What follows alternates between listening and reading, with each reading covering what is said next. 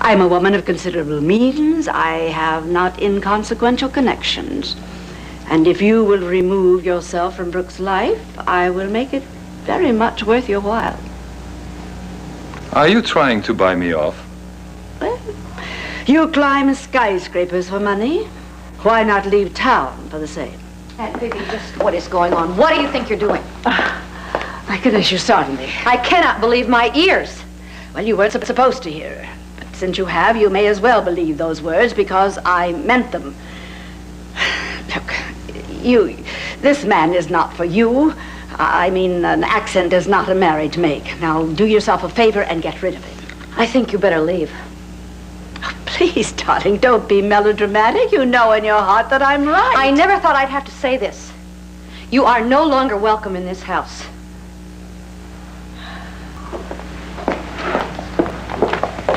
I want you to get out and stay out. Very well. Very well, my dear. I shall go now, but you'll come running to me in tears very soon. It's only a matter of time.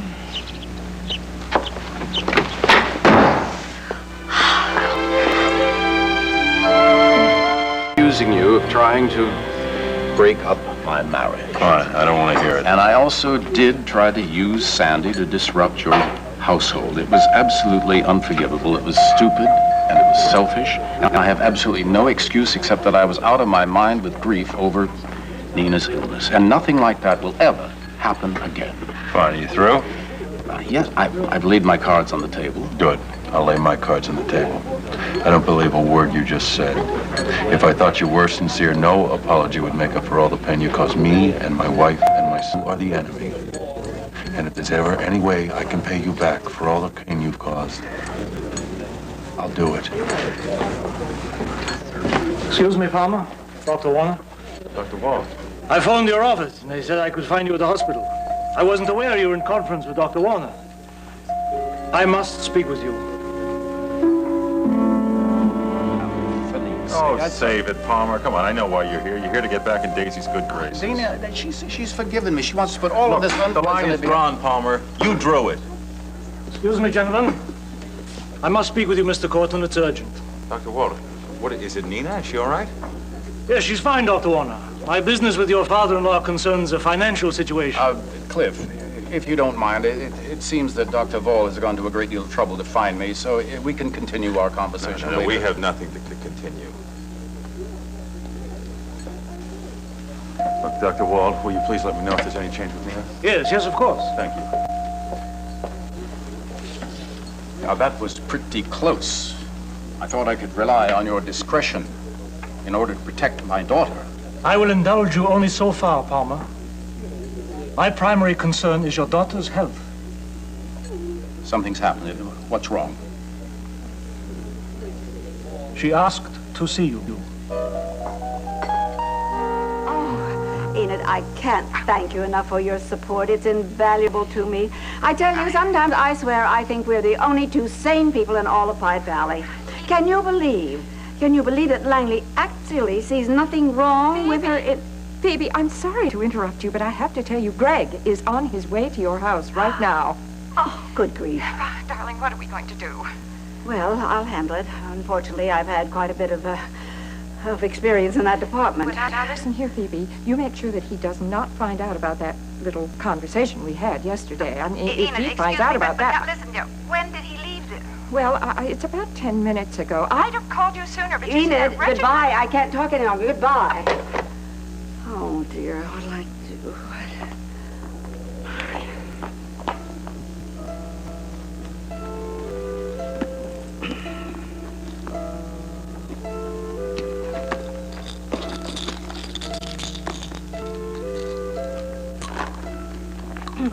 Oh, Hillary!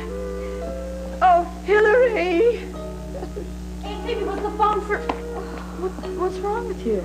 Oh, my sinuses, they're killing me. I've got this most blinding headache. Darling, do you suppose that you could get this prescription refilled for me? Here. Oh, here, Roger, why don't you go ahead? It's on Maple Street, right off Elm, and No, Hillary, dear, I want you to go. Oh, it's no problem, Mrs. And I don't want to leave you if you're not feeling well. No, please, dear, you could do it besides, the pharmacist knows you. You take Roger with you, of course, but be a dear and do it for me? All right. Do you need me to get you anything before I leave? No, sweetheart. Just hurry. Okay, we'll be back as soon as we can. Thanks. All right. Roger.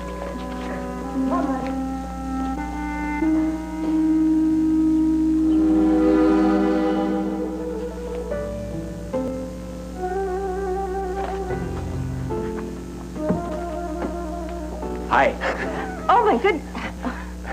Stuart. Yeah, it's me, Stuart. Adam's sick, remember? Oh, yes. What can I do for you? Ellen brought me to the hospital to see Adam, but he was asleep, and I asked her if I could go down to the gift shop to get Adam a present. Oh, that's very nice. Well, if you want to do that, the gift shop is located in the lobby. You just go out the door, and then I you can go to the... I didn't really want to go to the gift shop. I just said that so I could come here. Why on earth did you do that? So you could tell me where Erica is. Josh said that she's not in Pine Valley anymore. No, she isn't. She's quite far away. Erica's in Tibet. Oh, well, she's got to come back because Adam needs her. Well, I'm afraid that's impossible. You see, Erica told me herself that she's going to stay in Tibet until Jeremy arrives. But Erica, Adam will never wake up if Erica doesn't come back. All she has to do is hold his hand and ask him to, and I know he'll wake up. I know he will. Look, I can understand your concern about your brother, but after everything that's happened, I can't imagine Erica doing anything for Adam. Well, why can't she just love him anymore? We could all have such fun, and I could paint her picture. We could all live together, and now I could paint a much better picture than that stupid Jeremy ever painted. It's very hard, I realize, to accept something when you've counted on it. But, look, you have to realize that everybody doesn't get everything they want. That's just the way things are. It isn't fair. Why don't you let me call the guard? He'd be very happy to take you down to the gift shop. You could pick out a nice present. It might cheer you up.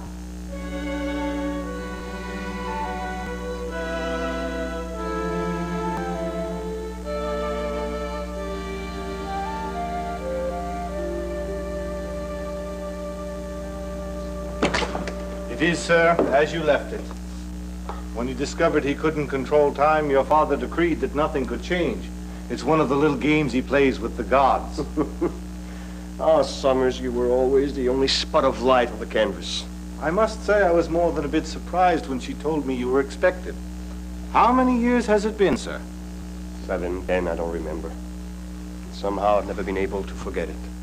Would you like a little something before lunch? A sherry, perhaps? No, there's no use delaying it. For Natalie to trouble herself with tracking me down, Father must be terribly ill. What do the doctors say? We won't need you, Summers. Unless my son requires a fortifying drink. This is my son, isn't it, under all that hair? Very good, sir. You do still speak English. You haven't reverted to that Gaelic gibberish your mother taught you to prefer? Forgive me, it's just that Natalie told me you had a heart attack. Fly back for the reading of the will, did you?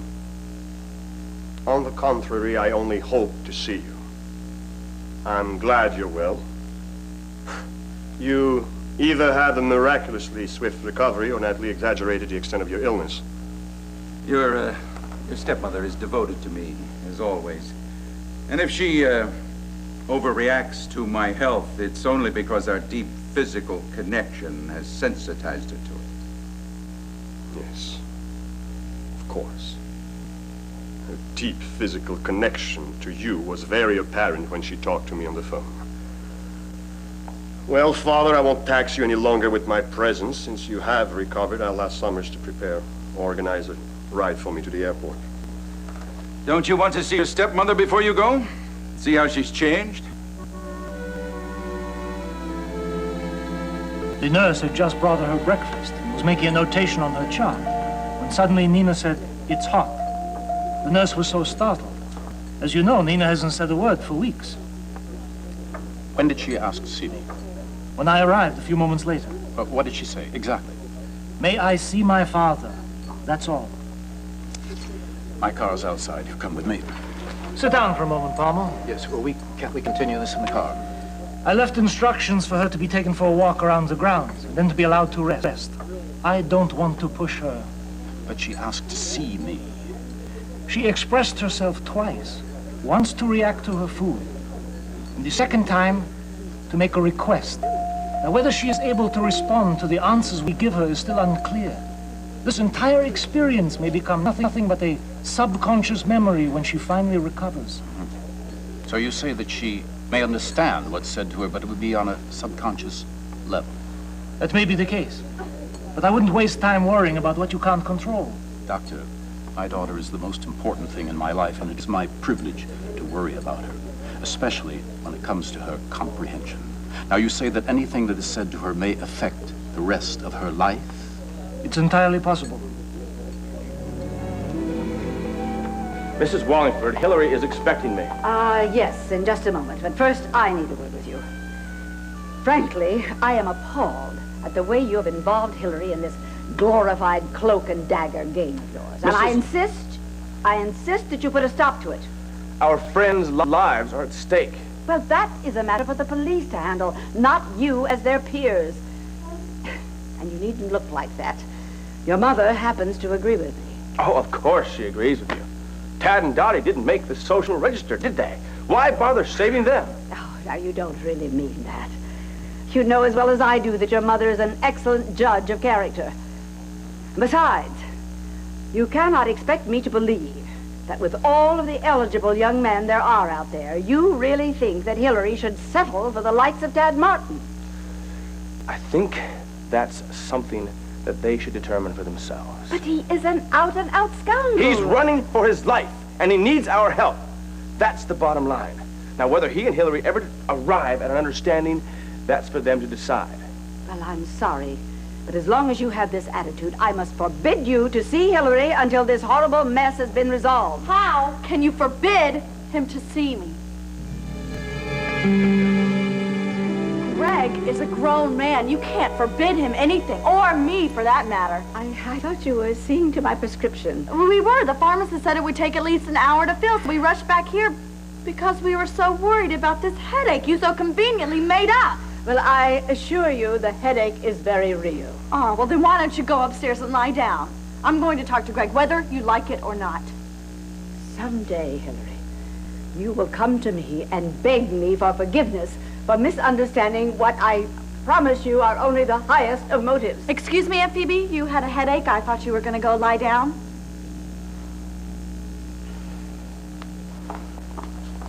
Roger, listen, I don't want you to let anyone in, okay? And I mean anyone! Thanks.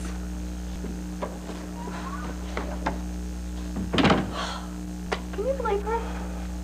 Yeah, she's really something else. Greg. Hi. Oh, I am so glad you were okay. I was so worried about you. What took you so long? What happened? You don't know? What? No, of course you don't know. Your aunt wouldn't tell you, would she? Barton got the tape. What? Yeah. Oh, no. Listen, after you left, they trapped me, and there was nothing I could do about it. Greg, we don't have signed statements. We don't have confessions. We have nothing. I don't believe this. What are we supposed to do now? How am I ever going to see Tad again if we can't get... No, you'll see him. You'll see him. I found him. They made it back to my place in New York after they left the Sea Spray Hotel. I had to crash there after I got away from Barton. Well, how are they? They're dejected, they're frustrated, but they're basically okay. I'm going to call them. No, wait, don't bother. They're not taking incoming calls. But, Tad did leave me a little message for you. He did what? Yeah.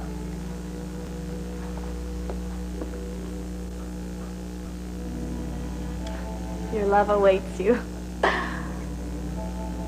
And they wonder why I love this man so much.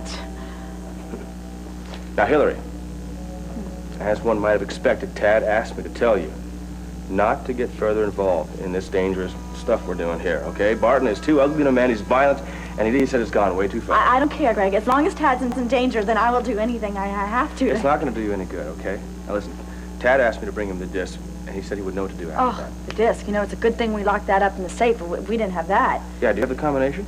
Well, Aunt Phoebe knows it, but I wouldn't dare ask her for her help. Like, my dad will be home soon, and I'll get him to open it.